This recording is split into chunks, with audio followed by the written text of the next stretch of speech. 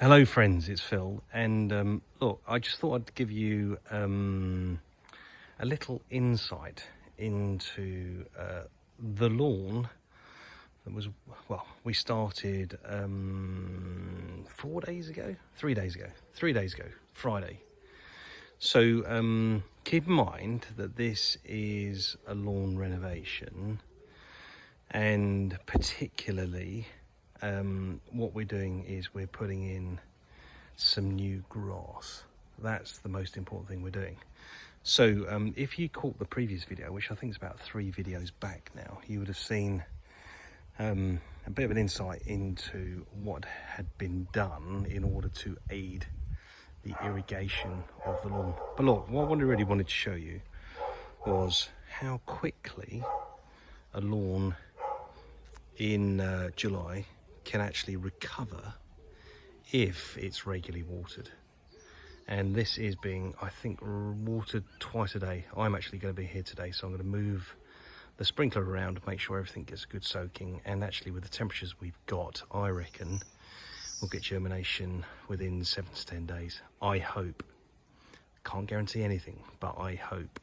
So what's worth looking at is let's say the bits that are greening up very successfully, and that's going to be largely where there was healthier grass, or little pockets where, or actually, to be quite honest, it's where there's healthier grass and where there is probably less turf dressing as well, because with this lawn I put down about 550 kilograms of turf dressing to smooth it out, not to make it flat, but just to smooth it out so it cuts better. So probably where you see let's say the more neutrally growing areas is probably where there's more turf dressing, and where there's more grass dominating, the old grass coming through, is probably where there's less turf dressing. Now, while we talk about leveling and dressing, just a reminder of the kit that was used on this. So there's my AccuPro 2000 spreader. We're using 812-83 Sportsmaster pre-seeder, using a bit of topsoil to level off around the edges. I've got my Bang scarifier, my Hater Pro, and that compost, multi-purpose from Westland rather than Jack's Magic. That turf dressing from Bathgate Horticulture, and then those are the Loot Brush rake. The rake's tucked behind there. Yeah, the landscaping rake that I'm using to regrade. Right, this lawn is the front lawn that's in full sun, and it's going to be a bit sad for itself for a few days until some moisture gets onto it. But part of this job has been, well, a big portion of this job is it's got to be done now, and as long as it's watered, it will recover pretty well. This one's looking a bit sad as well, but that will recover as well, just with some watering. Once the feed kicks in, which is a really good feed actually, once the feed kicks in, things will recover pretty quickly.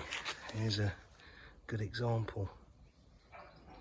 And actually, I think on that edge there is grass seed. There's grass seed already germinating. It's after 3 days. Keep the moisture in and it will germinate. Now, to some extent, if there's a little bit of germination here, I reckon there's a bit happening across the whole thing, which is pretty good after 3 days. Sorry, I hadn't really looked that closely before I started this video, but yeah, the turf dressing, the seed sitting in the turf dressing, looks like it's germinating. Just a little bit. See those super fine shoots? That's new grass. Not this big stuff, but this tiddly stuff there. Anyway, that's what we're on to, and give this 4 to 6 weeks of care and attention, It will be cut at 20-25 mil, and the Barenberg Extreme will be through, and it will look absolutely spectacular.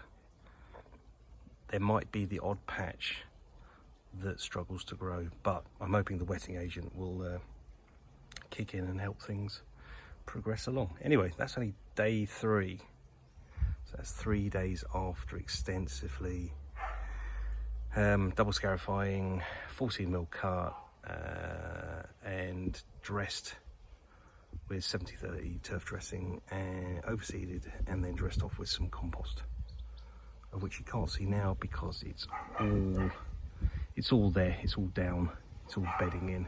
That's going to help basically help the seed germinate. Anyway, that's all for now. I'll keep you updated as we go.